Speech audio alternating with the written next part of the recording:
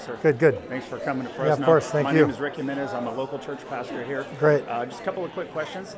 Am I talking to you or talking to the cameras? I'm talking to you? I think you're just talking to me. Okay, I'll great. just record, yeah. So, first question, I'm going to preface it with a statement from Abraham Lincoln. He said, "Give me 6 hours to chop down a tree. I'll spend the first 4 hours sharpening my axe," right? Yes. What were some of the skills, either spiritually or practically, that you sharpened in your formative years that helped you reach effectiveness today? Yeah, well, I come from a storyteller. My father wrote the Left Behind books. He, I think, instilled in me a love of story, a love of wonder. I think sometimes we as believers, we're so passionate about God's word, which is a good thing, but sometimes we forget that he wants us to engage with God's word in what can be called a holy imagination, and to realize that some of the stories that are being told in the Bible are directly applicable to us today. And sometimes there's a bit of a distance between us and these stories, and a bit of a distance between even us and Jesus. Because sometimes we put him up on stained glass windows, statues, paintings. Well, what I've always had a desire to do is to take him down from the stained glass window and his followers and tell these stories in a human way, recognizing that the divine God, the creator of the universe, was Emmanuel, God with us, dwelt among us. We realize that he had lessons for us today. So I think in my formative years, I needed to learn how to tell stories in the way that Jesus tells stories, but also I needed to just surrender. I think what's happened with The Chosen is that I've been broken down and humbled.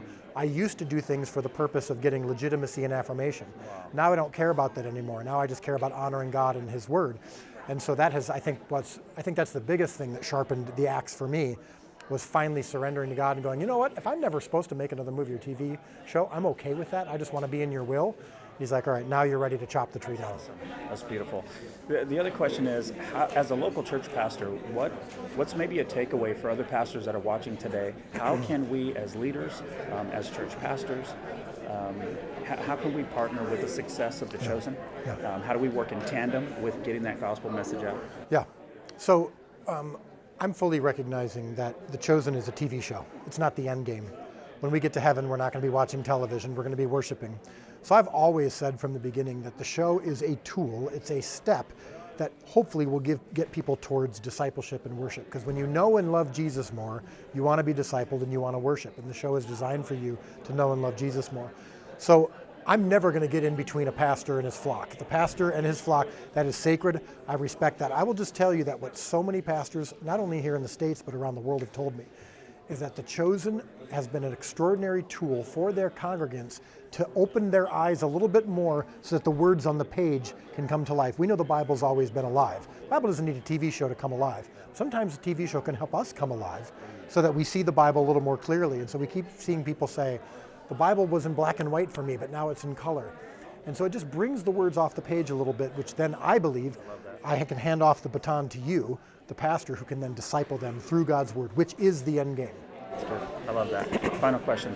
Has God given you any glimpses as to what's next on the horizon for Dallas Jenkins?